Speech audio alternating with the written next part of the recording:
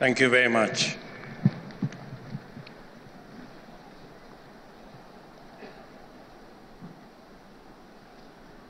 Your Excellency, Mr. Deputy President and Pastor Dorcas, our Prime Cabinet Secretary, the Honorable Musalia Mudavadi, and Mama Tesi, the Honorable Speakers of the National Assembly and Senate, Your Lordship, Chief Justice and President of the Supreme Court, and your Deputy, the Governor of the great city of Nairobi, Your Excellencies, High Commissioners and Ambassadors, Cabinet Secretaries, distinguished ladies and gentlemen, na Wakenya wenzangu wote, hamjambo. Wakenya hamjambo. Bwana Yesu asifiwe.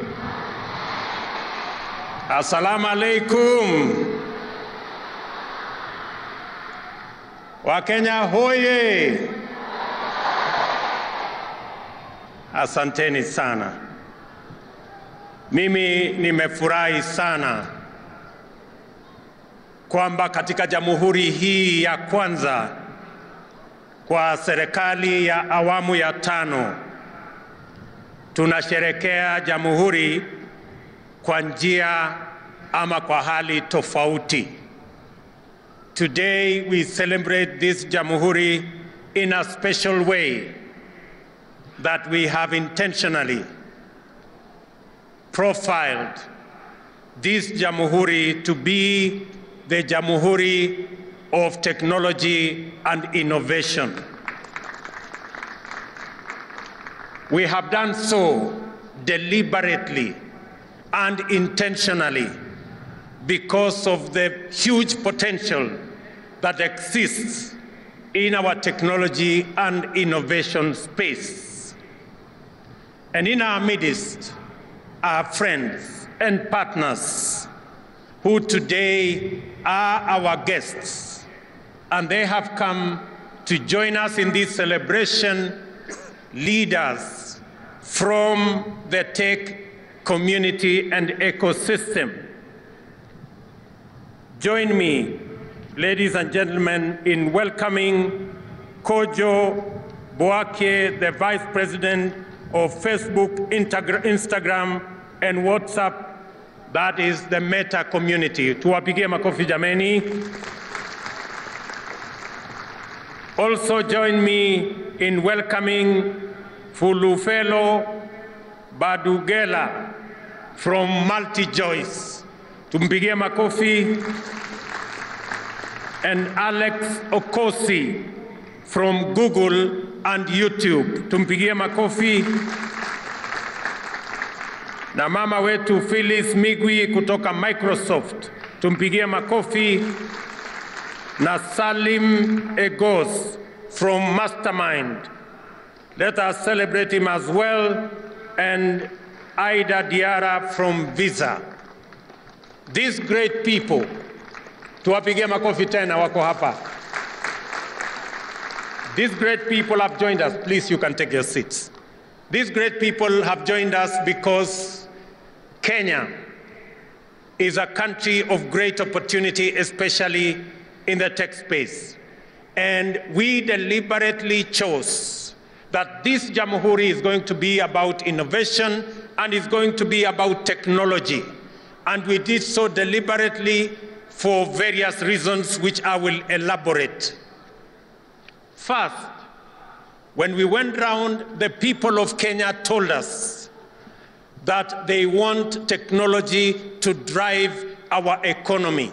And that is why we have decided that we are going to have a 100,000-kilometer superhighway that is going to be built to enable internet access our homes, our cities, our towns, and every part of the Republic of Kenya, because that is how we are going to be delivering government services going into the future.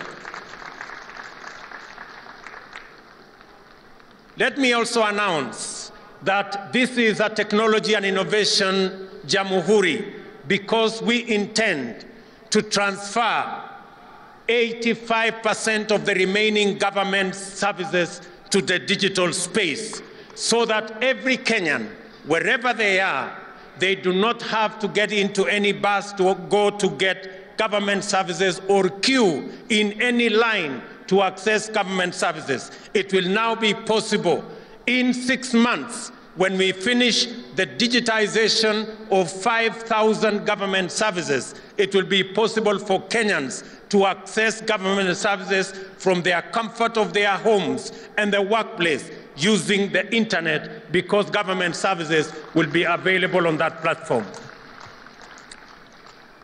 Let me also say that we intend to deliver our subsidy program on fertilizer, on e-voucher, that is going to be available to 1.3 million farmers.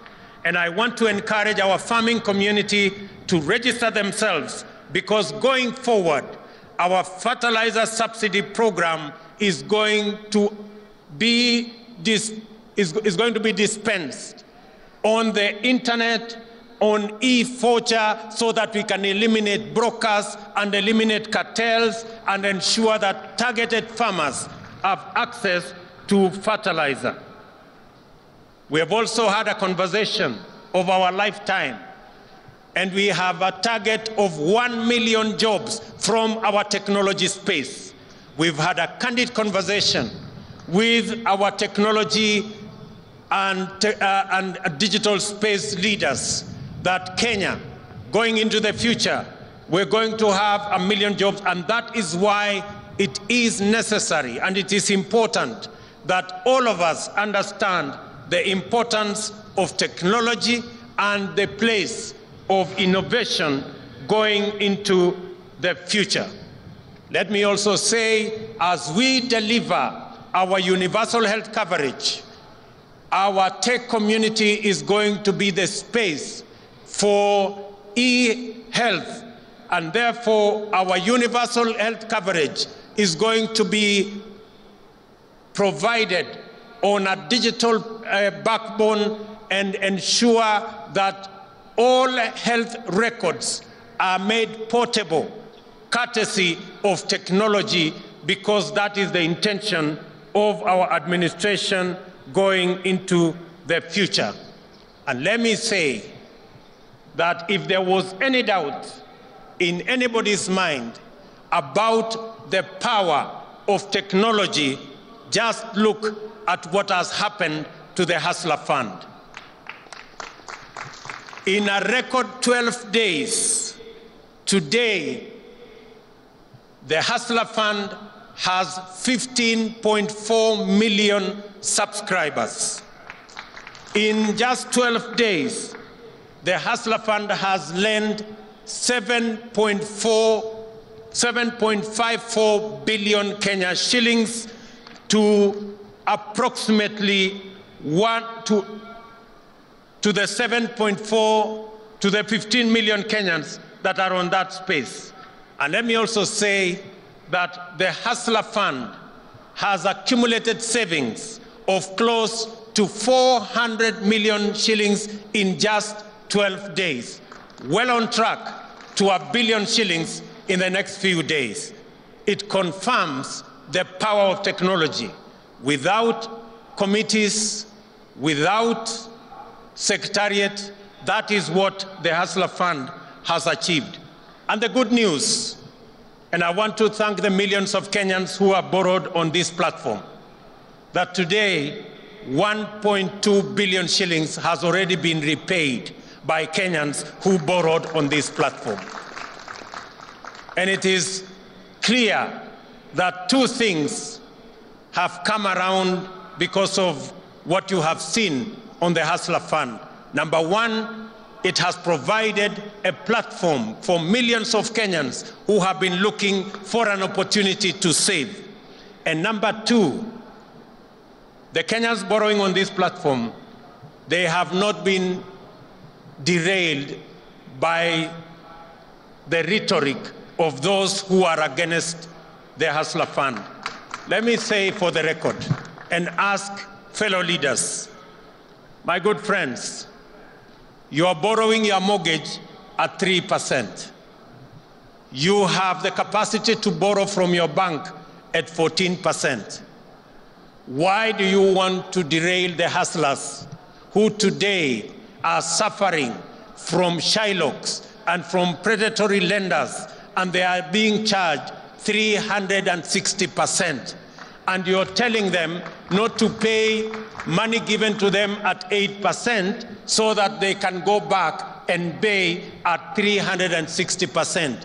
Be humane, be kind, please allow the people borrowing on the Hustler Fund to also enjoy low interest rates the way you and your families are enjoying. Do not derail those Kenyans who have suffered for long from now accessing money on a digital platform that is of interest, that is reasonable. And as we enter the 6th decade of our independence, we can proudly cite many achievements and impressive progress made through our own consistent efforts as evidence that our freedom struggle was neither an empty political adventure nor a reactionary born of idle resentment. We gather as a nation to commune with our forefathers who were long-suffering innocent victims of imperial plunder and colonial oppression, yet also heroic defenders of our inalienable sovereignty and valiant fighters of our freedom.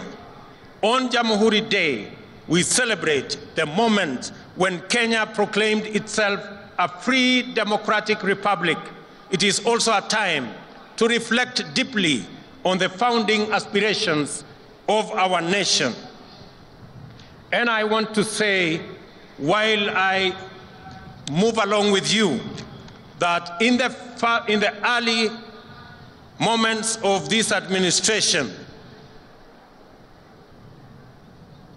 we engaged to ensure that the challenges that millions of Kenyans told us in this campaign, we began the journey to address those challenges.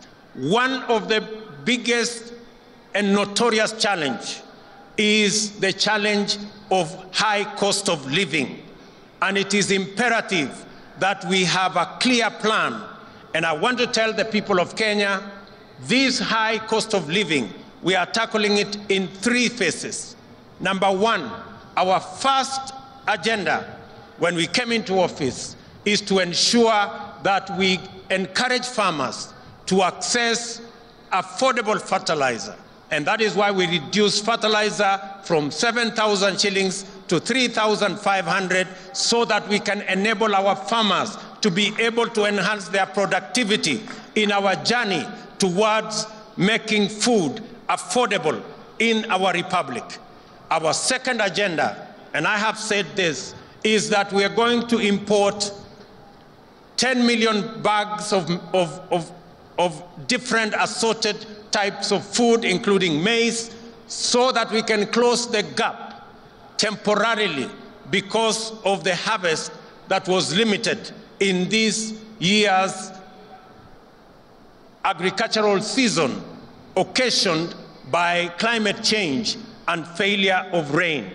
And thirdly, we are now in the process of working with the private sector to ensure that we import 300,000 metric tons of fertilizer for the planting season that is going to come from January going into April. Already, 2 million bags have arrived in the country and 4 million bags are on the way. And I want to assure our farmers that we are going to stand with them to make sure that government provides adequate seed and adequate subsidized fertilizer to make sure that our productivity is enhanced so that we can produce enough food and reduce the challenges of the high cost of living in our republic. The second item that we must tackle is the issue of ensuring that we create enough jobs for the millions of young people in our nation. Apart from what we are doing with the tech community, our housing plan, which we have rolled out in earnest, already we have launched the construction of 40,000 units of houses in the last 3 months, and in the remaining months of this year, we are going to launch the construction of 160,000 additional houses across the Republic in our quest to ensure that we have 200,000 houses built around the country, both social and affordable houses, so that the people of Kenya can not only have access to jobs, we can grow our enterprises, and we can ensure that the 6.5 million Kenyans who today live in informal settlements have become home owners. I want to request and ask all county governments. We already have 15 county governments that are working with us on this plan. I want to ask all the remaining county governments to come on board so that we can move together in the journey to ensuring that we create jobs, we build our enterprises, and Kenyans have access to affordable housing. Let me also say, on the matter of ensuring that we have adequate food, our fourth item is to ensure that we transit from rain-fed agriculture to agriculture under irrigation.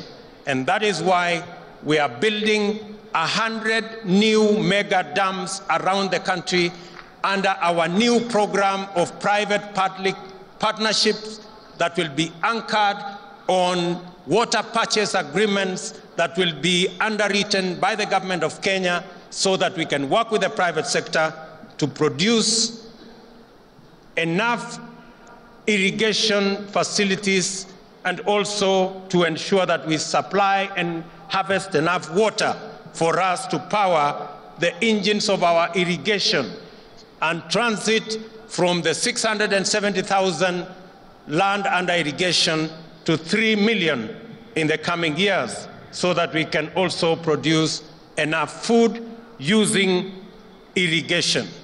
Let me also say that under our value addition, agro-processing and manufacturing sector, our triple program and intervention that will bring on board the Dongo Kundu Special Economic Zone, all the other economic zones, including the Naivasha Industrial City and our city in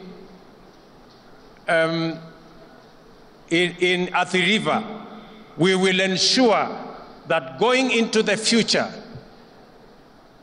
our industrialization agenda that has been going down, which has gone from 9% to 7%, we have agreed with our private sector that we will re-engineer that space using the products we have, from coffee to tea to avocado to leather to cotton, and we have agreed that industrialization is going to contribute from our 7% at the moment. We want to move it to 20% of our GDP by 2030, because that is the way we are going to add value to our products, we are going to create jobs, and we are also going to create wealth. Let me also say that, mindful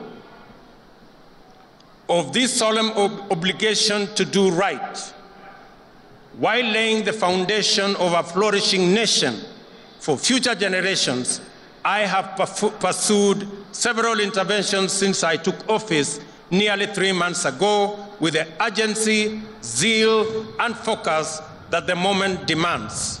Since then, we have engaged successfully to reorient policing operations from a heavy and illegitimate reliance on illegal and extrajudicial interventions, which frequently entailed such intolerable violations as abductions, torture, disappearance, and murder.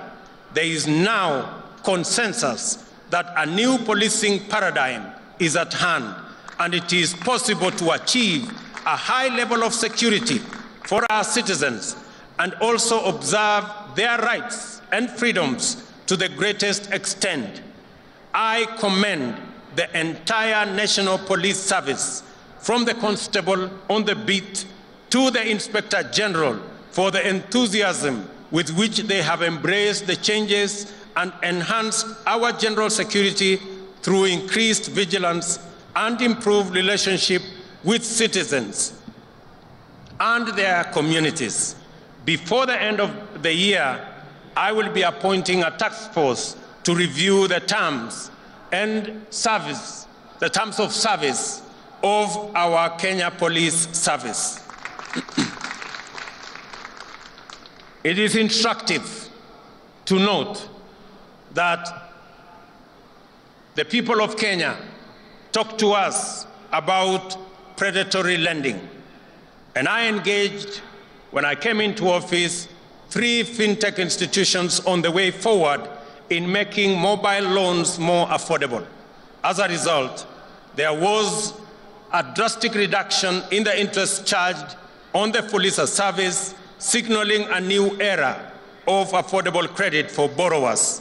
I also engaged lenders on the need to liberate more than 4 million borrowers from the prejudice arising from being blacklisted under the Credit Reference Bureau framework, which arbitrarily paralyzes their business prospects.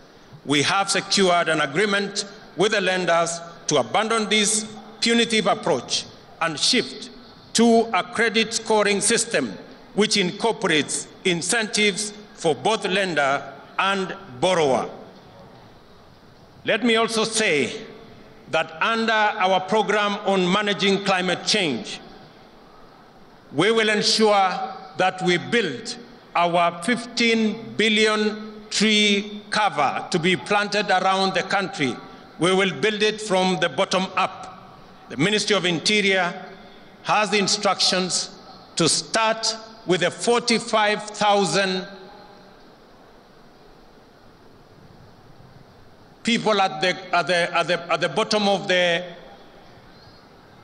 provincial administration pyramid, the Nyumba Kumi leaders, 45,000 of them, coming to the 9,000 assistant chiefs and 4,000 chiefs, to ensure that we build from the bottom going up our tree planting exercise to ensure that we reach the 15 billion trees planted across the country. And I want to thank the governor of Nairobi. We are going to be working with the county government of Nairobi in the greening of our city. And we have agreed with the governor that beginning January, we are going to hire 11,000 young people to create the army that will green our city, those that were working under the old program of Kazi Mtaani.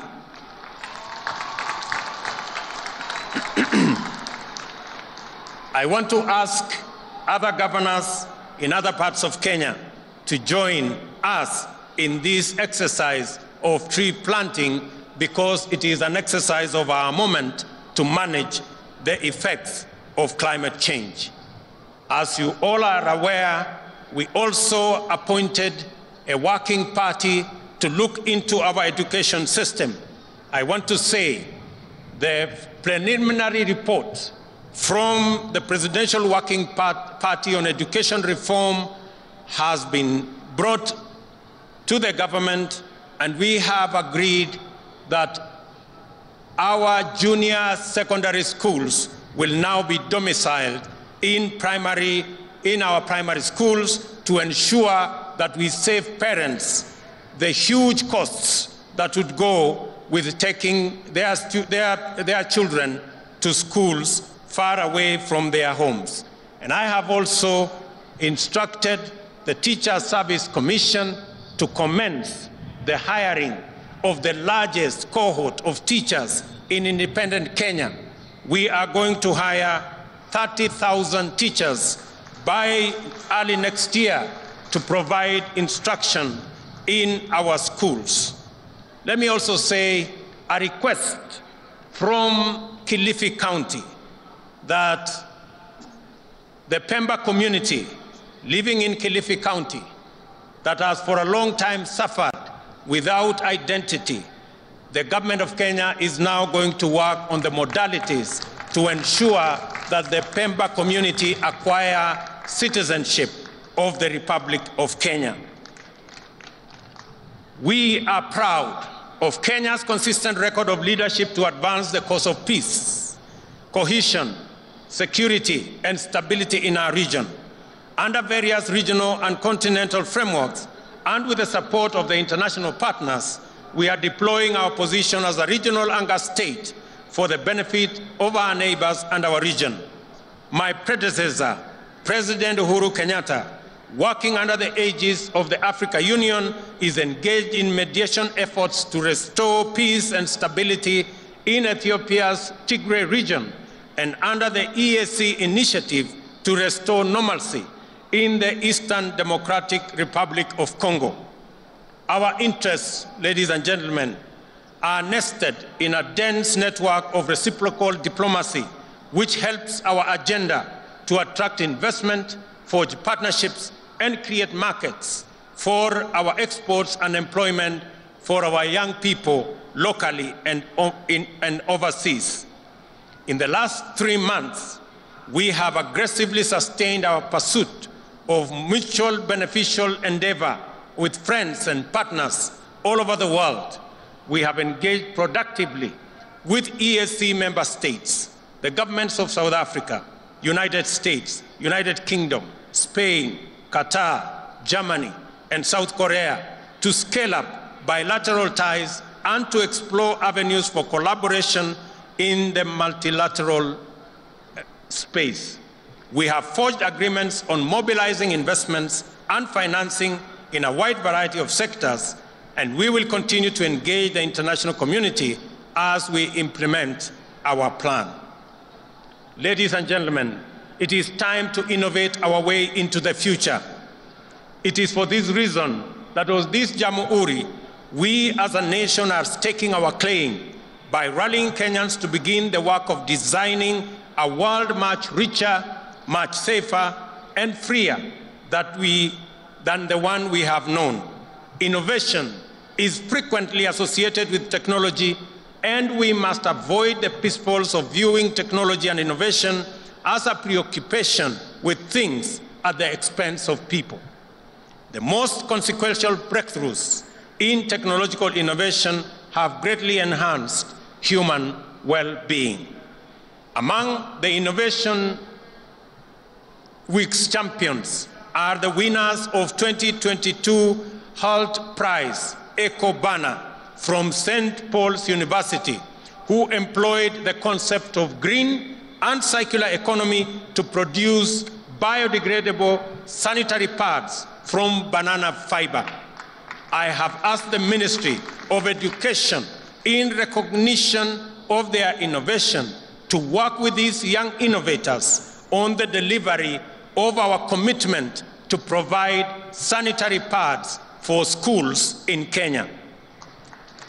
The Kenya Innovation Week attracted large global technology firms whose senior leaders made their way to Kenya to witness firsthand the magnitude of the innovation potential of our Silicon Savannah. We have agreed on partnerships to support local organizations in providing opportunities for young people to acquire training and skills on various aspects of digital productivity. We are also exploring ways of making the benefits of monetization of online activity available to Kenyan content creators on more platforms.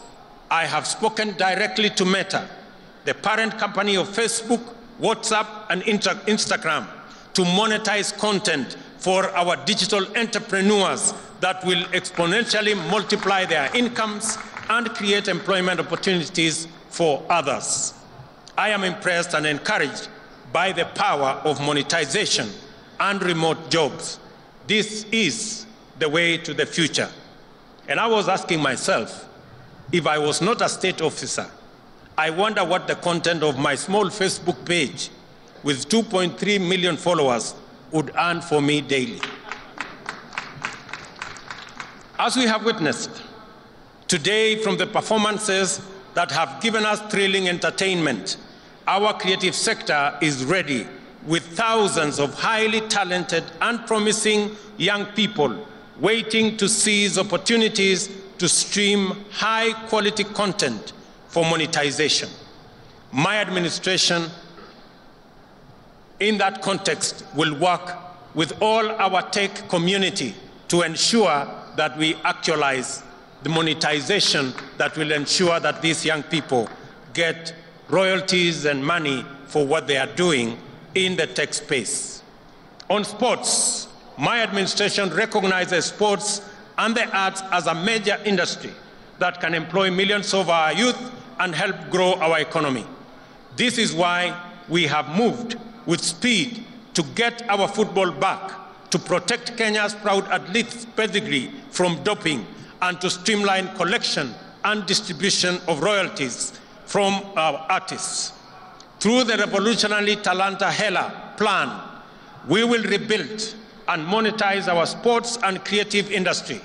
As part of this plan, I will champion a grassroots football development program that will see national government work with county governments to invest heavily in youth football. Arrangements are at an first stage to launch a bottom-up football tournament to be contested by under-19 teams from all 47 counties. We will work with our county governors for each county to build a team right from the ward level.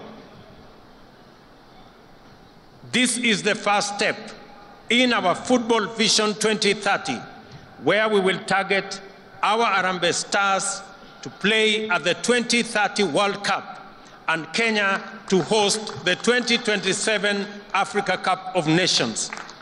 Together, let us build Kenyan football from the grassroots of our villages to the grand stage of the World Cup. I suggest to the ministry that the finals of these inter-county teams should be held on Jamhuri Day every year so that we can celebrate the teams from across Kenya. We are ready to take our place as the digital workforce of the world. Our commitments under the digital superhighway component of our plan were intended for this purpose. To underscore our intent, we are today unveiling several cohorts of graduates whose training was supported under arrangements between the government of Kenya and the private sector. Safaricom retrained a number of university and TVET graduates to meet the digital industry needs of software engineering and data.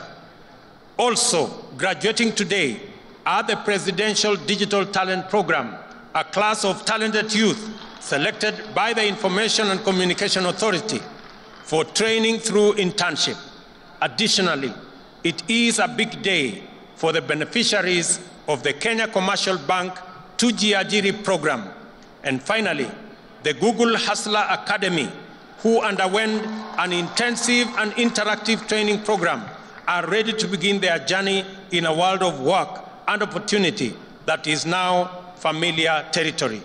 I now request all these graduates present today to rise. Hawa ndio wangwana wako hapo. And let me say the following to them. Fortune rewards the bold. I congratulate the young people who followed their curiosity and passion to explore new ideas and possibilities, and are now at the threshold of a new chapter in their lives and careers. I can say that through this disruptive graduation, you have now been granted the power to create, to connect, to innovate, and to inspire. I wish you success and God's blessings. Congratulations. You can now take your seats. Asanteni sana. We also congratulate 29-year-old Nelly Cheboy, the founder of TechLead Africa, who this morning was declared the CNN Hero of the Year for her work in creating computer labs for Kenyan children to access opportunities in the digital world. Congratulations, Nelly, for connecting and inspiring thousands of Kenyan children. As promised, everyone present in this stadium today will get a free scholarship on global entrepreneurship and innovation from the Thunderbird School of Global Management at Arizona State University. It is now time to keep that promise. There is a QR code near you. Mumeipata? Scan and access the scholarship now. A 16-unit course that would have costed you $100,000 is now accessible to you for free, courtesy of the Innovation Jamhuri. I also appreciate the firms and organizations which have stepped forward to support our vision to make Kenya the hotbed of innovation.